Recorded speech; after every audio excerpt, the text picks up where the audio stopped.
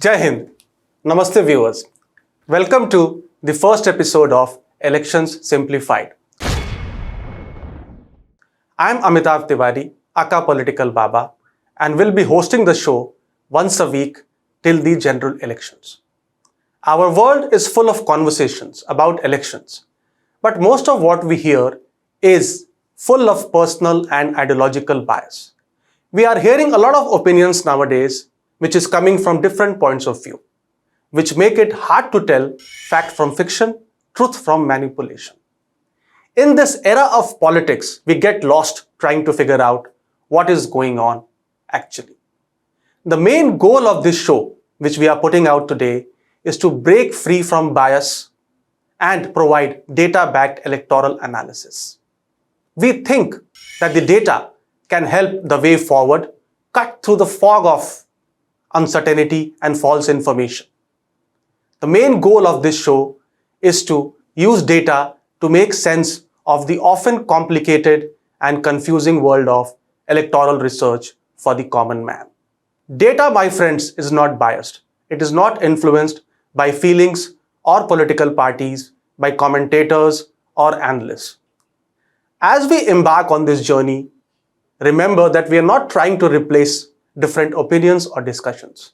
On the contrary, we want to improve these conversations by creating a space where views are supported by facts and data. Our objective is to simplify electoral analysis through the prism of data. Our aim at Election Simplified is to provide an objective assessment based on data and facts. So let us begin the journey of Election Simplified and start the first episode.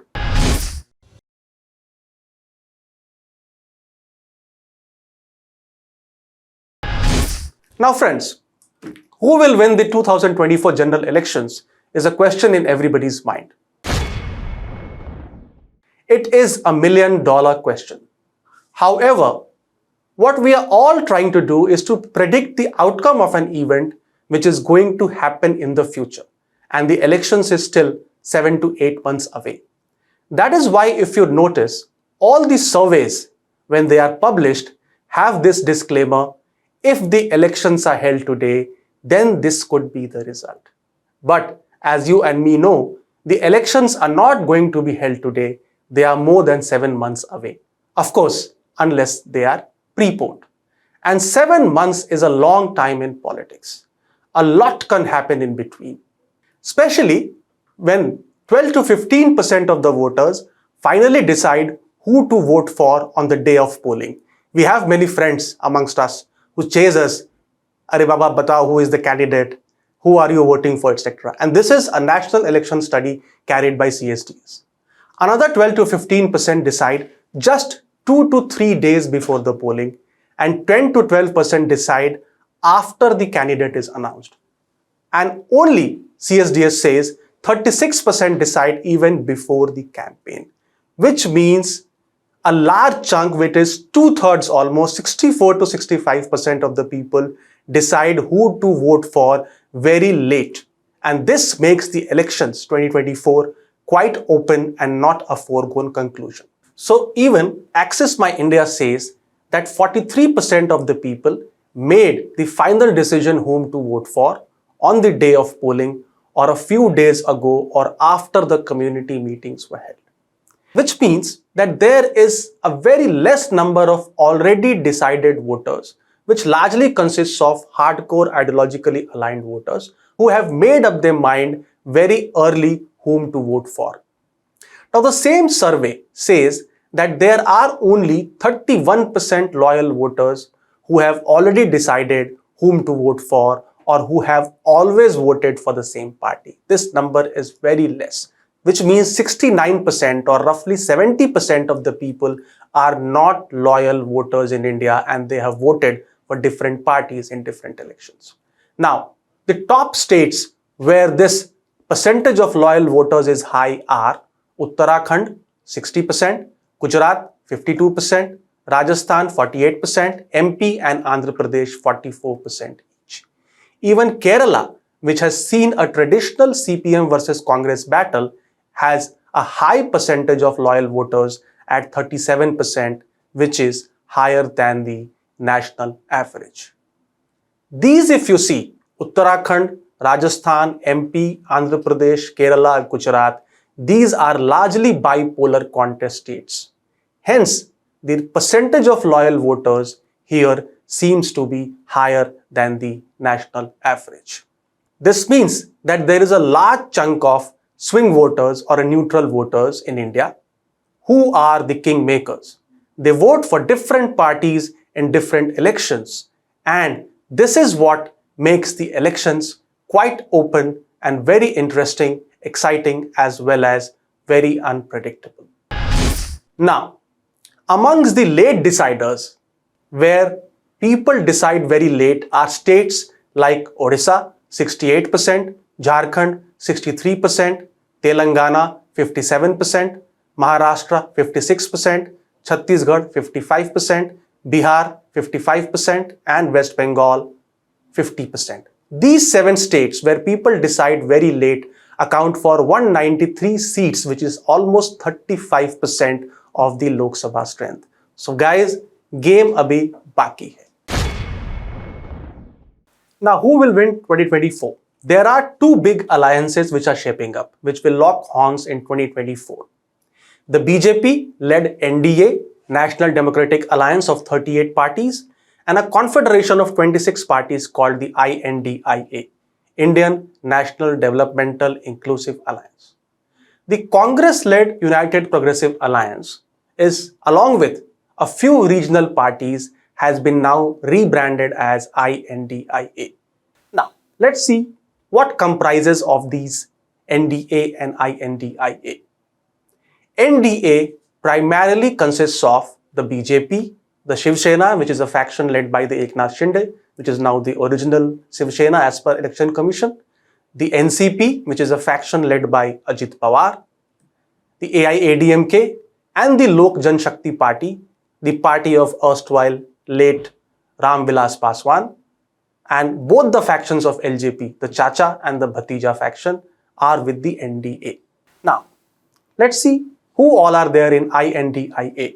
Primarily Congress, the Nationalist Congress Party, the Sharad Pawar faction, the Uddhav Thackeray faction of Shiv Sena, Mamata Banerjee's Trinamool Congress, Akhilesh Yadav's Samajwadi Party, Nitish Kumar's Janata Dal United, Lalu Yadav's Rashtriya Janata Dal, Arvind Kejriwal's Aam Aadmi Party, and the left parties primarily consisting of CPM, CPI, and others.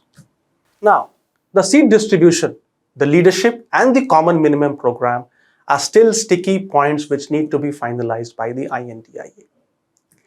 There is also a block of non-Congress, non-BJP aligned regional parties. These primarily consist of the Akali Dal of the Badals in Punjab, CR's BRS, the Bharatiya Rashtriya Samiti, which was earlier called the Telangana Rashtriya Samiti, Naveen Patnaik's Biju Janata Dal from Odisha, Jaggan Reddy's YSRCP, and Chandrababu Naidu's Telugu Desam Party. Now let's see how many MPs these 2 blocks have today. The NDA currently has 332 MPs and INDIA 144 MPs. In terms of vote shares, the NDA has 42.9%, so almost 43%, while INDIA has 37.5% as shown in the graph below. The non-aligned bloc, the BJD, YSRCP, TDP, and Akali Dal, have 48 MPs with a vote share of 6.2%.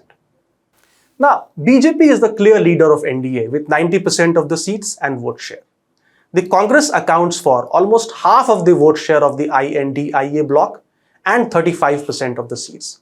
So it is clearly the largest party, but not a clear leader, as the regional satraps like Mamata Banerjee, Arvind Kejriwal do not formally accept its leadership as of now. The NDA is largely dependent upon the BJP's performance because 90% of the seats and vote share are accounted for by the BJP. While INDIA is more representative because it has more parties with a bigger chunk of seats and vote share.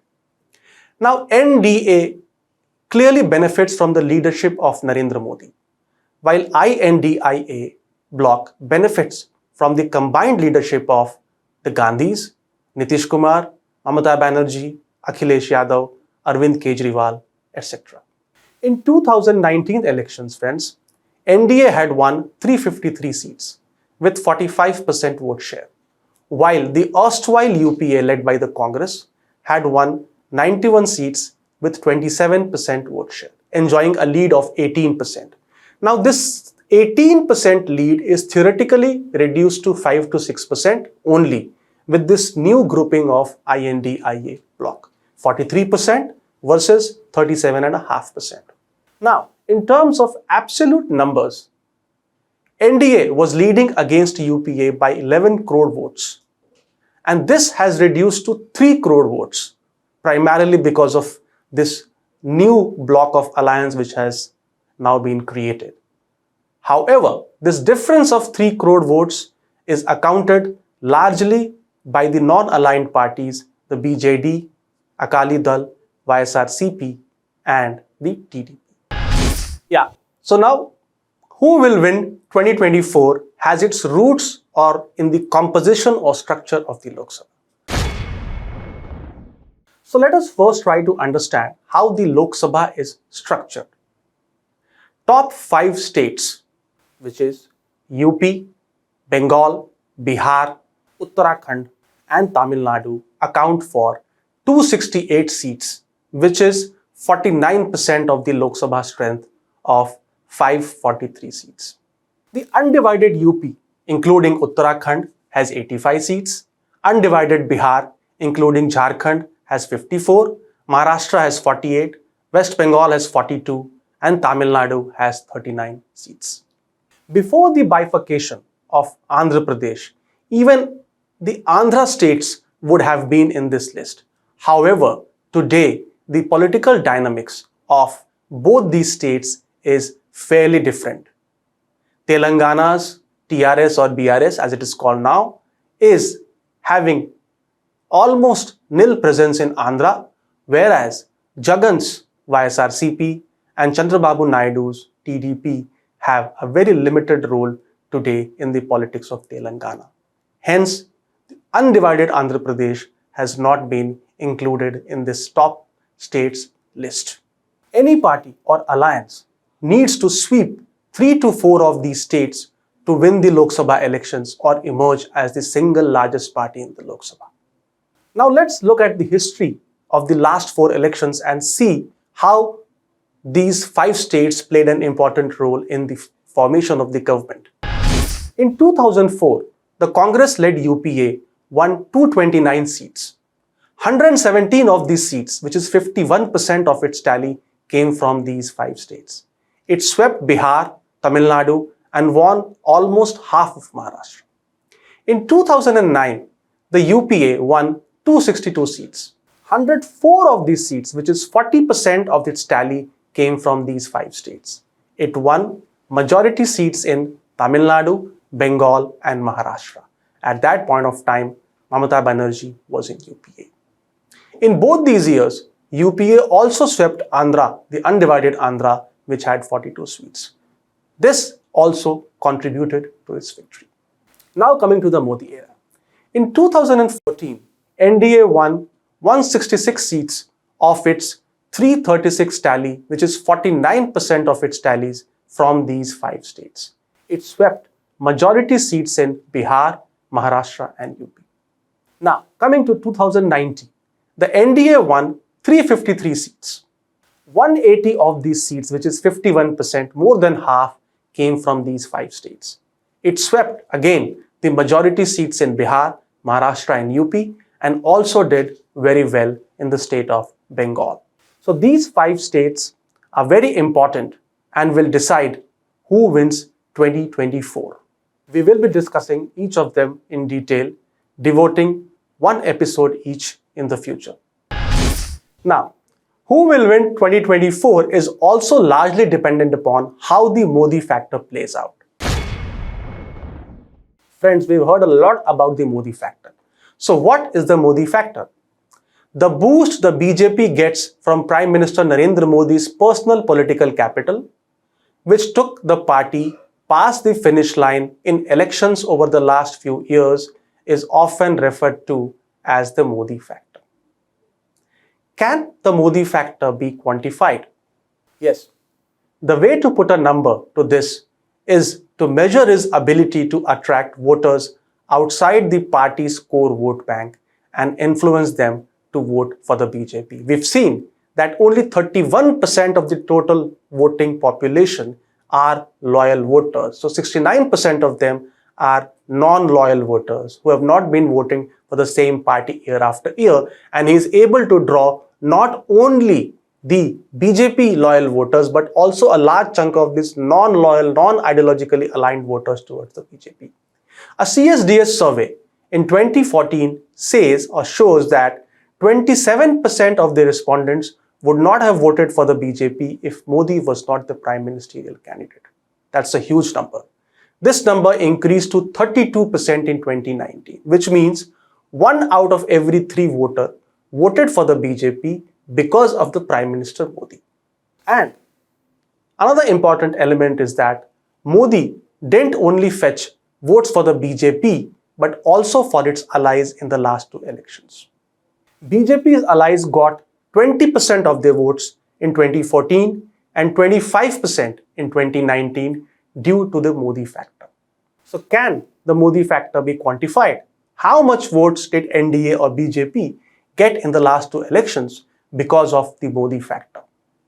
According to my research, which is derived from the numbers of CSDS, the NDA fetched 5.5 crore votes in 2014 due to the Modi factor. This increased significantly to 8.5 crore votes in 2019. And friends, there is a big significance of these numbers. If you recall, in 2019, NDA's lead over UPA was 11 crore votes. This means that the 8.5 crore votes which the Modi factor fetched the NDA accounted for almost 80% of this lead. So it can be said with quite a lot of certainty that the BJP won handsomely in both 2014 and 2019, largely because of the Modi factor. So why is Modi so popular? Why he is able to draw a lot of votes towards the BJP and its allies? See, Modi is a multifaceted personality. He is not only a Hindutva leader, he has been able to establish his image as an OBC leader, a champion of the poor, a development-oriented leader, a strong administrator, a business-friendly leader, a nationalist, a person who will make India Vishwaguru, etc., etc. And this appeals to a large array of voting segments, and this quality is perhaps absent in any other leader in the political domain or the landscape of today. This works for the BJP well, given the fact that a large section of the population is not loyal, but in fact they are neutral voters, like we discussed earlier. 69% of the Indian populace is a neutral voter. And hence, all these qualities are able to attract a large chunk of neutral voters towards the BJP as discussed above. Now the million-dollar question is about the durability of the Modi factor. Is he still popular? Can he get BJP the same number of votes in 2024 or maybe even more? Has he peaked or is his best yet to come? As per many surveys, Modi still remains popular in his second term. As per a CSDS survey of May 2023, 43% people want to see him as the Prime Minister. This is a marginal drop of 1% compared to 2014. So he still retains his popularity. And why is this important? This is important because elections in India are increasingly becoming presidential style, which means a prime ministerial phase versus a prime ministerial phase. And the form of the captain of the NDA or the BJP is very important for the BJP. Now let's understand the vote which a candidate gets consists of 3 parts.